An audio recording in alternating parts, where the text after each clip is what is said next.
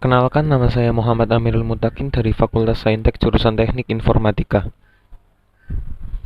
Kali ini saya akan menerangkan hasil resuman saya dari materi PBAK Universitas. Materi yang pertama yakni materi akademik, yakni yang saya tulis yakni pilar yang harus memiliki 5 siswa di antara yang dibentuk melalui pendidikan. Kita punya pendidikan yang kita punya pengembangan bahasa, baik itu untuk bahasa Arab, pengembangan bahasa Inggris, pengembangan bahasa Mandarin, dan lain-lain, yang ketika kita ada di Rumah Tahfidz Al-Quran atau HTG, bukan HTI, sebuah organisasi yang dilarang pemerintah, dan kita harus jauh dari situ. Tafsir Al-Quran yang mewadai mahasiswa yang ingin melanjutkan sebelum kuliah, ada yang sudah selesai hafalannya, ada yang belum selesai hafalannya, maka HTG bisa menjadi salah satu lembaga yang bisa mengembangkan bakat dan minat Anda, khususnya pada tahfidzul Quran. Bahkan hingga sekarang kurang dari 2000 mahasiswa UIN Malang adalah hasil saat itu mereka latar belakang fakultas maupun program studi yang berbeda-beda. Yang kita punya rumah moderasi beragama yang akan mendirikan dan semuanya menjadi generasi dan mahasiswa yang unggul, moderat, toleran, dan menjunjung prinsip. Pendidikan dan pengajaran yang biasanya berlangsung sampai 8 semester itu minimal kemudian kurang lebih 150-160 SKS yang harus saudara selesaikan, kemudian penelitian baik itu skripsi, tugas akhir maupun yang lain, kemudian juga pengabdian masyarakat baik itu PKL. PKL itu adalah praktek kerja lapangan adalah di lembaga profesi, kemudian juga ada kulit kerja mahasiswa yang itu adalah untuk pengertian, kemudian adalah ujian komprehensif, ada ujian skripsi, yudisium, hingga wisuda itu. Semuanya ada kegiatan-kegiatan akademik yang akan saudara jalani selama Anda kuliah di UIN Maulana Malik Ibrahim Malang, sehingga nanti ada menyandang gelar sarjana. Karena itu kita telah menyiapkan kurikulum yang sesuai dengan kompetensi masing-masing program studi. Ada mata kuliah pengembangan kepribadian, yaitu adalah kuliah yang menjadi ciri khas UIN Malang, yang membedakan UIN Malang dengan UIN yang lain maupun dengan perguruan tinggi yang lain. Mata kuliah itu meliputi mata kuliah dasar, kemudian mata kuliah bahasa, dan juga mata kuliah filsafat. Yang kemudian ada mata kuliah fakultas. Mata kuliah fakultas itu adalah yang membedakan satu dengan yang lain. IPK minimal 3, syukur bisa 3,5 atau 3,637 atau tiket balapan dan sebelumnya. Kenapa? Karena penulisan IPK itu akan menentukan SKS, jumlah SKS yang akan bisa memprogram untuk semester berikutnya. Kalau SKS-nya kecil, maka perolehan itu ikannya kecil, maka perolehan SKS untuk bisa 11 SKS 19 sampai 21, bahkan yang full itu 24. Jadi kalau IPK-nya di atas 3 itu bisa mengambil SKS. Sehingga kalau sudah kuliah terus memprogram 24 SKS, 23 sampai 24 SKS, maka nanti Anda semester sudah di semester 8 Anda sudah selesai. Maka semuanya Anda selesai untuk skripsinya.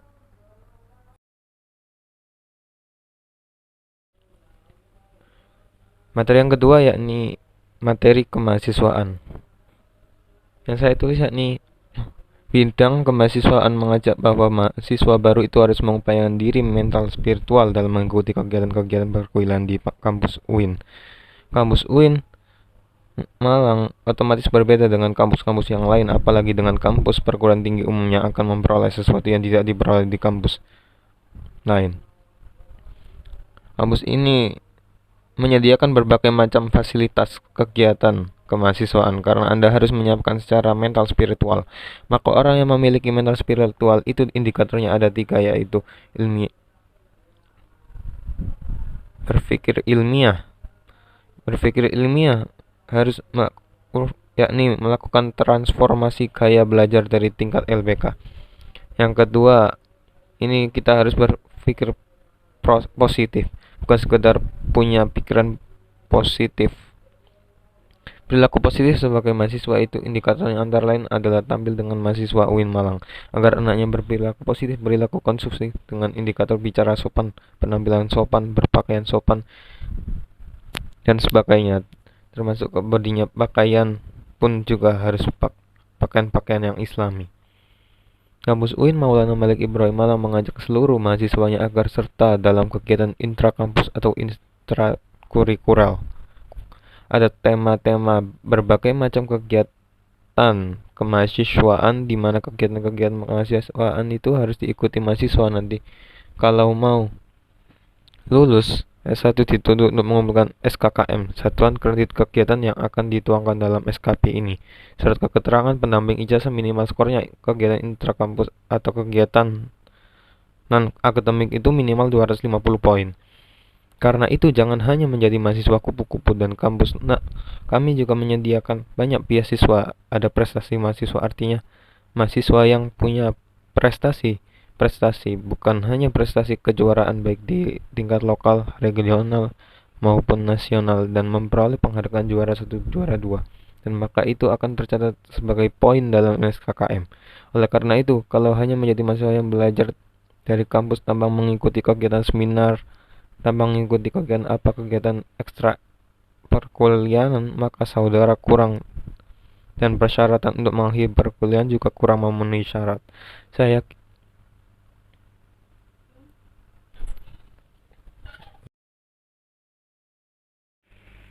materi selanjutnya yakni DEMA.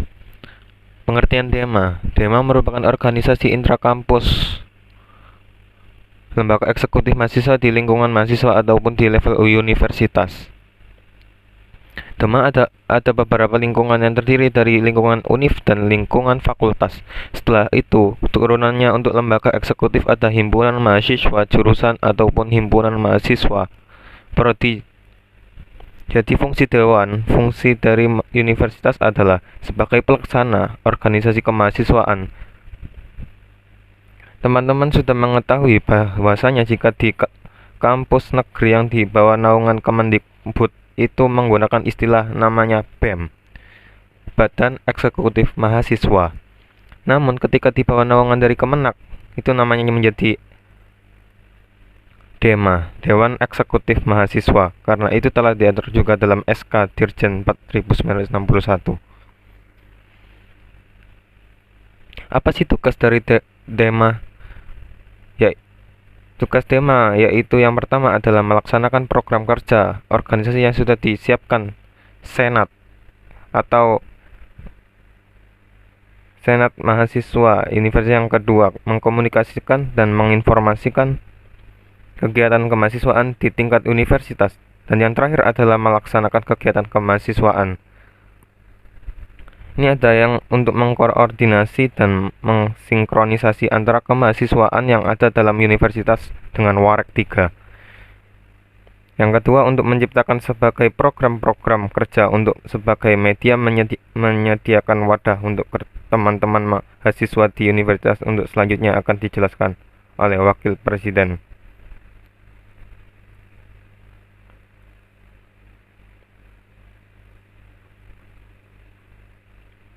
Bagaimana cara masuk atau daftar untuk teman-teman yang DEMA dan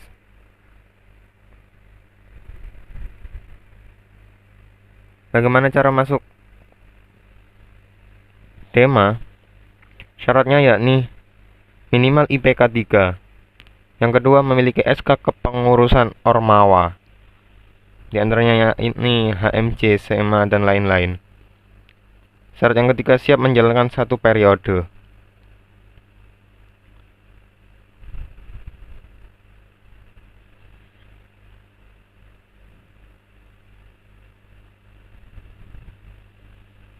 Di bulan Desember ini mau mengadakan pemilu, di bulan akan dibuka oprek, nanti akan dibuka peraturannya apa saja.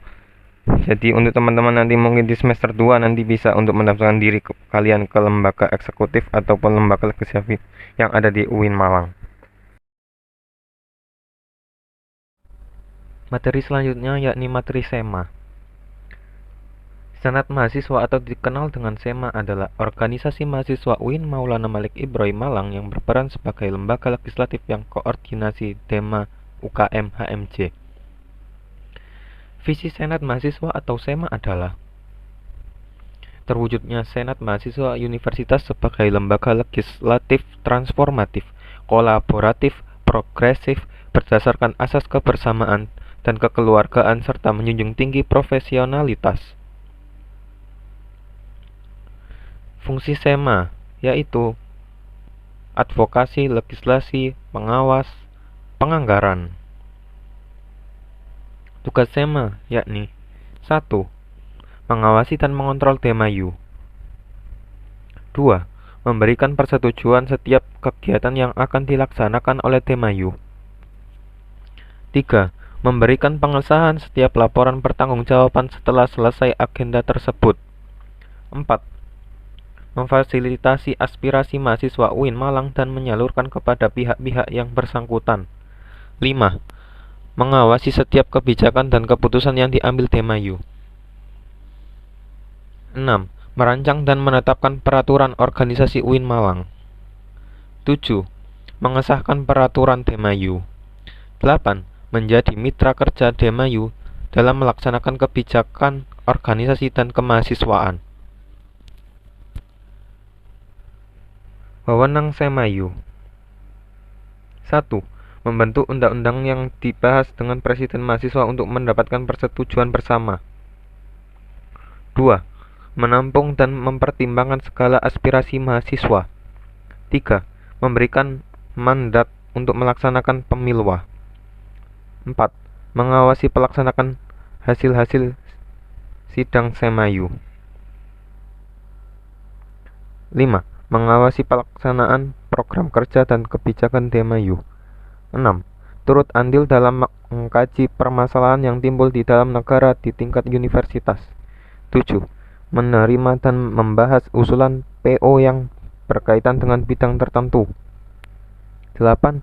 Memberikan peringatan atau memorandum kepada Demayu. Di sana terdiri dari 4 komisi. Komisinya diantaranya nih Komisi Advokasi dan Hukum, Komisi Organisasi dan Kemahasiswaan, Komisi Administrasi dan Keuangan, Komisi Informasi dan Komunikasi. Selanjutnya yakni materi UKM. UKM atau unit kegiatan mahasiswa merupakan wadah yang menjadi tempat berhimpunnya mahasiswa dengan kesamaan minat, hobi, kegiatan, dan kreativitas. Bisa dikatakan UKM ini sama halnya dengan organisasi ekstrakurikuler sekolah. Jadi semasa sekolah dulu kamu mengembangkan bakat dan minat melalui kegiatan ekstrakurikuler, kemudian saat di perguruan tinggi UKM adalah tempat kamu mengasah bakat. Total UKM di UIN Malang ada sekitar 15 UKM. Di antaranya yakni UKM Pramuka, UKM Menwa, UKM Paduan Suara, UKM Mapala, UKM Teater, UKM Seni Religius, dan lain-lain. Saya akan menerangkan salah satu UKM yang saya tulis berdasarkan di sana, yakni UKM Pramuka. Yaitu UKM Pramuka. Pramuka selanjutnya yaitu adalah struktural, mungkin tentang kegiatan-kegiatan suka apa sih yang akan kita dapatkan di UKM Pramuka ini. Profil dari badan pengurus harian pergerakan dilihat saya alami dari jurusan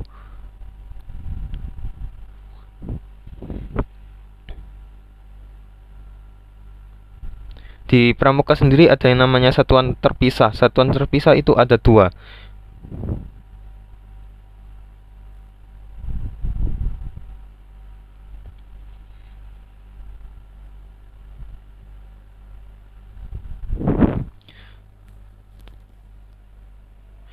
Tugas-tugasnya biasanya kita akan adakan 1 bulan sekali atau besarnya 13 kali. Di situ ada rapat kerja, rapat bulanan, rapat internet, bidang.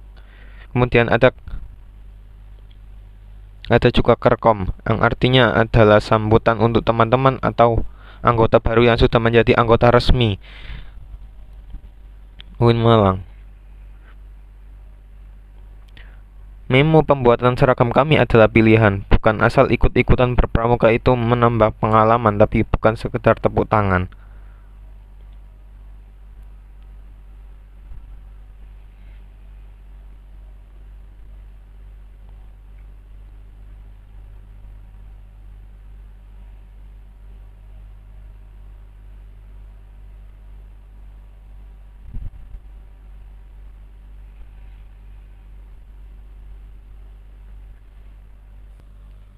Jadi kalau sudah resmi menjadi anggota bisa menempuh pandaga atau biasanya dengan tanda kecakapan yang ada di pundak. Terus ini ada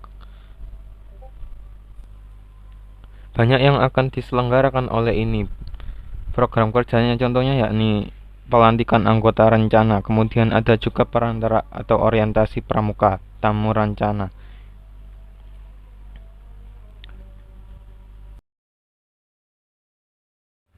Materi terakhir yakni materi tentang moderasi beragama dalam bingkai NKRI. Moderation in the context of Indonesian Islam. Variety of attributes to Islam. Dua arus besar yakni Sunni Islam versus Syi'i Islam. Sociological labeling Islam atau Muslim liberal, sekuler, pragmatis, modernis, tradisional, fundamentalis, ekstremis, teroris. The most contemporary label moderat Islam dan Islam Nusantara. Apa itu moderation di dalam Islam? Definisi moderasi secara etimologis wasatiyah berarti jalan tengah, posisi tengah, berkeadilan. Secara terminologis, pemahaman atau praktek keagamaan yang menjunjung tinggi kesetaraan, keberagaman, toleransi dengan berpijak pada prinsip tawazun antara rasio, logika, teks, serta konteks. Dasar teologis Al-Quran Surat Al-Baqarah ayat 143. Beberapa hadis dalam Sahih Bukhari. Kenapa moderasi relevan dan urgen di Indonesia? Satu, karakter Islam sebagai agama rahmatil alamin yang menjunjung tinggi keadaban dan harmoni inter dan antar pemeluk agama. Historisitas Islam di Indonesia. Masuk Islam ke Nusantara via dakwah, tidak perang. Karakter masyarakat Indonesia yang lekat dengan kesantunan dan harmoni, yakni akar tradisi Buddha. Yang terakhir, ideologi bangsa Pancasila dan moto Bhinneka Tunggal Ika. Global isu politik yang terkait dengan Timur Tengah dan politik global, baik secara langsung atau tidak, dapat memengaruhi pemahaman dan sikap keberagaman masyarakat Indonesia, serta mengganggu agenda moderasi Islam, seperti 1. Konflik Palestina versus Israel, 2. Aliansi politik Arab-Amerika, 3. Oil economic interest, 4. Political despotism and hypocrisy. Sekian video dari saya, kurang lebihnya mohon maaf. Wassalamualaikum warahmatullahi wabarakatuh.